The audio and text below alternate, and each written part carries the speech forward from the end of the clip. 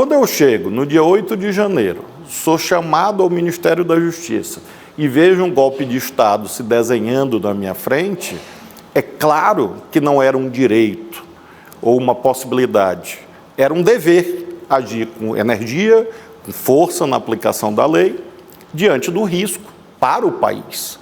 Naquele momento, nós iríamos para o precipício.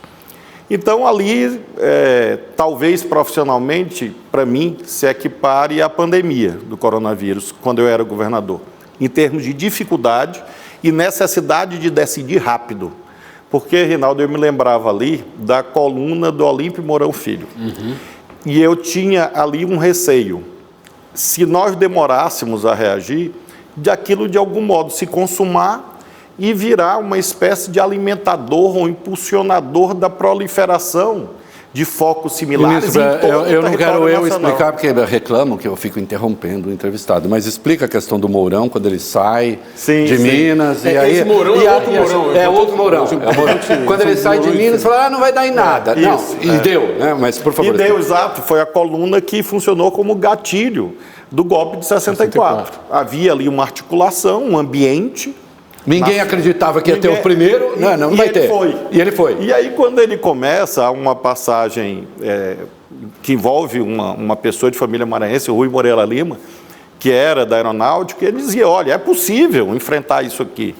Mas nós sabemos todos que o então presidente Goulart preferiu outro caminho, pelas contingências próprias dele. O certo é que esse movimento isolado, ou aparentemente isolado do Mourão, virou uma espécie de gatilho, que aí ensejou movimentações do Exército e mesmo de outras forças sociais em todo o país, aqui em São Paulo, no Rio, e consumou o golpe de Estado. Inclusive no Congresso, numa das passagens mais heróicas que eu conheço na política, que é o Tancredo Neves bradando contra o Auro de Moura Andrade naquela noite, dizendo canalha, canalha. Em que ele canalha. declara a vacância do... Exatamente, uma vacância com João Goulart do território nacional. E, portanto, um golpe. E eu olhava aquilo, Reinaldo, com essa lente. Para mim não eram apenas vândalos, embora muitos fossem até desavisados, vândalos culposos, vamos chamar assim. Mas o certo é que havia uma arquitetura, havia uma inteligência do mal naquilo tudo. Então, quando você começa com 5 dias, não tinha nem equipe formada, praticamente, porque a burocracia exige tempo. E você enfrenta isso, eu concordo contigo, Valfrido, é um exercício agudo de equidade, de proporcionalidade, de encontrar a ação correta em face de uma conjuntura difícil.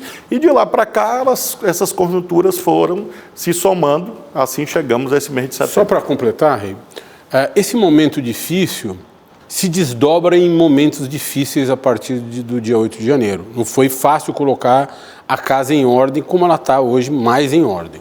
O senhor foi chamado ao Congresso, o senhor teve que, em determinados momentos, antagonizar com congressistas de ultradireita ou de direita alternativa, né? Quais foram os principais e piores momentos desses 9 meses para deixar... Quando eu digo colocar a casa em ordem, é estabilizar institucionalmente o Estado Democrático de Direito no Brasil, de novo. Um parênteses só para graça, pararam de chamar o senhor, estava tão divertido. Desculpa, volte para o Valfrido. Mas eu acho que o ambiente, quando eu for, vai ser diferente, eu espero. Mas havia um ambiente de tentar emparedar o governo. Então, eu te diria assim, Valfrido, que a surpresa, o espanto, porque a polícia, que estava planejada para lá estar, a Polícia Militar do Distrito Federal, falhou. O contingente do Exército Brasileiro, que deveria proteger o Palácio do Planalto, igualmente falhou. Então, você chega numa conjuntura que você tem que agir rápido. Então, eu situo este momento.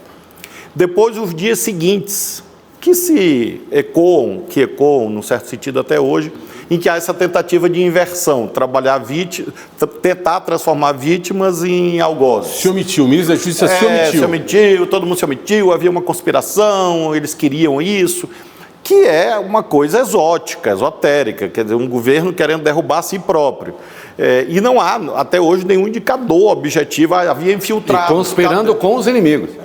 Sim, pois é isso. E como se o senhor soubesse que eles estavam tramando fazer aquela... E eles dizem que havia infiltrados, mas cadê os infiltrados? Nunca ninguém disse, tem um ali.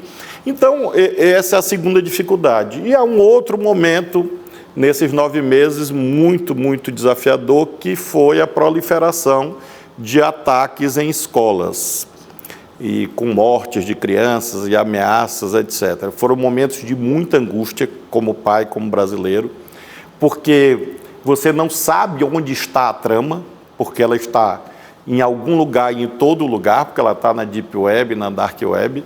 É impossível você antever de modo preciso, exato, onde vai acontecer um ataque, e, portanto, foram 15 dias bem intensos também ali, porque envolviam crianças, adolescentes, famílias, milhares, milhões de famílias em todo o Brasil. E por que eu faço essa ligação? Porque são fenômenos ligados. O ethos que levou ao 8 de janeiro é o mesmo ethos que leva ao ataque à escola, que é a intolerância, o ódio, a emulação de ideais neonazistas. E isso nós fomos vendo nas operações policiais. Quase invariavelmente, quando era feita busca e apreensão, lá estava o livro do Hitler, lá estavam símbolos nazistas, a suástica, na casa de um adolescente ou de um jovem adulto, e mostrando que há, infelizmente, uma ligação, de modo que o extremismo não está apenas na política.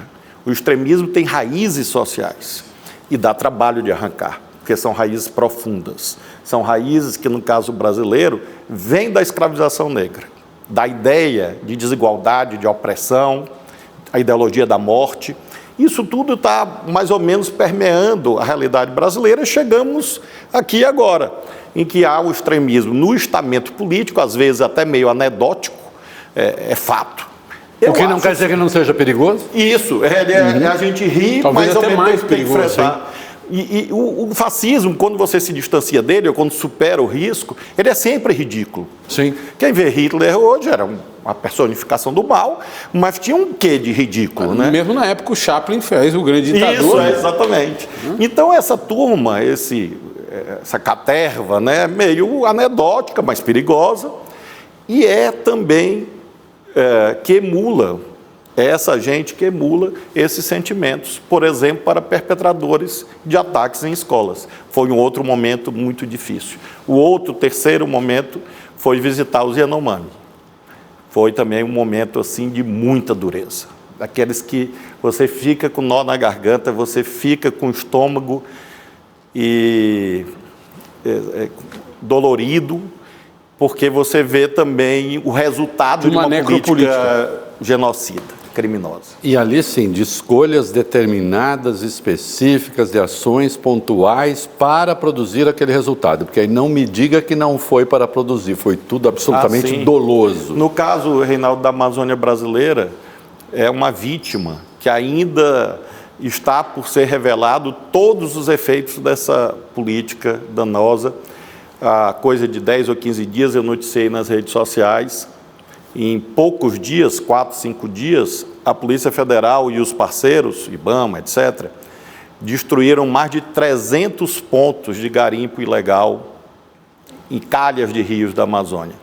E aí havia esse estímulo ao vale tudo, armamentismo ilegal, inclusive, garimpo ilegal, narcogarimpo, morte de pessoas, genocídio dos povos indígenas, formando um ecossistema criminoso que hoje dá trabalho de enfrentar.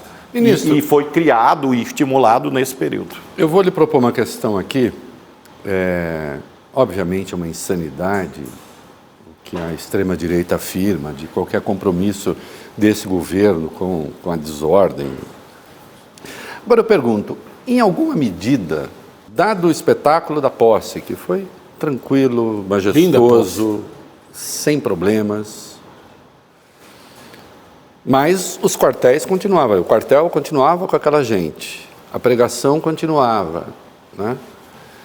Não houve alguma ingenuidade em acreditar, por exemplo, na palavra de gente que estava contra o Lula até antes da posse? Ou contra esse governo até antes da posse? Eu digo em relação a Polícia Militar, há 5 coronéis da PM do Distrito Federal que estão presos. Isso não é pouca coisa, são 5. Não é? E quando a gente pega as mensagens que trocavam entre si, que trocavam com golpistas, você vê a ação deliberada, né, para facilitar a vida, né, daquela gente que foi quebrar as respectivas dos 3 poderes. Nós tínhamos um GSI, tudo bem, tinha uma semana, mas houve tempo para trocar e todo o GSI era o GSI do Bolsonaro, era o GSI do general Augusto Heleno. Não houve uma certa crença ingênua, assim, dizer assim, não vai acontecer. Eu às vezes acho que vocês não imaginavam que isso pudesse ser possível. Quando eu digo vocês, eu digo o governo não imaginava que isso pudesse ser possível. Eu acho, Reinaldo, que ali nós temos que olhar o filme.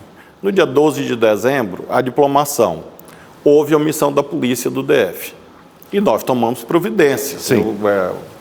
Meia-noite para contornar aquela crise que foi posta. E aí eu concordo contigo, intencionalmente. Depois, só lembra o que foi essa pequena crise? Foi no dia da diplomação do presidente Lula no TSE e houve atos de destruição, tentaram invadir a sede da Polícia Federal, tocaram fogo em ônibus, enfim, e a polícia meio que assistindo ali, a polícia do Distrito Federal. Houve reuniões, houve providências. No dia 24 de dezembro, tem o episódio da bomba no aeroporto de Brasília. A Polícia Federal, naquele momento, não fez nada. Quem fez? A Polícia do Distrito Federal. A Polícia Civil do Distrito Federal foi lá, localizou a bomba, desarmou a bomba e conseguiu, na mesma noite, eu lembro bem, noite de Natal, que para mim é revelador dos responsáveis. Do quanto essa gente, na verdade, não é cristã, embora batam no peito para dizer que são. Não é mesmo. Mas no dia 24 de dezembro, eles queriam praticar um atentado à bomba no aeroporto de Brasília e matar centenas ou milhares de pessoas. E eu lembro, portanto, que por volta de 9h10 da noite eu recebo a ligação dizendo que a polícia tinha localizado o apartamento, a polícia do Distrito Federal, tinha localizado o apartamento onde os autores do atentado estavam, encontraram armas, etc. Polícia Civil. Polícia do DF. Polícia Federal, naquele momento, não agiu. No dia 27 de dezembro, aproximadamente, eu acho que 27 ou 28, há uma reunião na qual eu compareço, o ministro Múcio comparece com o GDF. Nós tínhamos que fazer a posse. E nós não estávamos no comando do governo federal, pelo contrário, não houve transição, todo o aparato federal mobilizado contra o governo, os principais polos de poder, como o próprio Reinaldo mencionou. Ali o governador Ibanez nos recebeu e fez uma série de compromissos e cumpriu fielmente tudo que foi acertado. Do dia 27 de dezembro ao dia 1º, na verdade, dia 2 de janeiro, quando o som é desligado daquele magnífico show, o aparato de segurança do Distrito Federal foi exemplar. E talvez, Reinaldo, esteja aí o ponto. Nos dias subsequentes, olhando com os olhos de hoje, os acampamentos foram enfraquecendo. Não só em Brasília, mas também em Brasília. O número de pessoas foi diminuindo? O número de pessoas diminuindo e quase que meio que morrendo por inanição. Quando chega a convocação para o dia 8, eu liguei para 3 governadores. O governador Tarcísio, de São Paulo, o governador Cláudio Castro, do Rio, e o governador Ibanez, de Brasília. Conversei com os 3, por volta do dia 5 de janeiro. Disse, olha, nós precisamos mobilizar as PMs, as polícias civis, nós vamos fazer o que nós pudemos em termos de investigação e tal, de inteligência, identificar. E aí foi montado um gabinete em Brasília. O governador Tarcísio disse que iria agir em São Paulo, e eu faço questão de registrar que no dia 7 de janeiro, sábado, houve uma tentativa de invasão de uma distribuidora de combustível aqui em São Paulo, da empresa Vibra, em São José dos Campos. Eu liguei ao governador Tarcísio e ele prontamente mobilizou a polícia, a PRF também foi mobilizada e pusemos fim àquele movimento no sábado. O governador Cláudio dizia, aqui no Rio, tudo tranquilo. O governador Ibanez dizia, aqui em Brasília, tudo tranquilo. Não obstante, no dia 6, que é uma sexta-feira, foi feita uma reunião das forças policiais federais e distritais. E foram definidas tarefas. Você faz isso, você faz aquilo outro. No dia 7 pela manhã, eu acordo com aquela inquietação da dupla checagem. Eu ligo ao doutor Andrei, diretor-geral da Polícia Federal. Doutor Andrei, isso está estranho, esse negócio. Vá lá na Secretaria de Segurança Pública do DF, do Governo do Distrito Federal, e vamos fazer uma outra reunião. E essa reunião acontece no dia 7 de janeiro, véspera, ao meio-dia. É repassado todo o planejamento. Ocorre que na noite... O secretário não estava. Não, estava o substituto, que era o 2 da SSP. E estava lá. Circunstância essa que nós não sabíamos, inclusive. Mas, enfim. Secretário e seu antecessor. E meu antecessor, sim. Passar. No dia 7...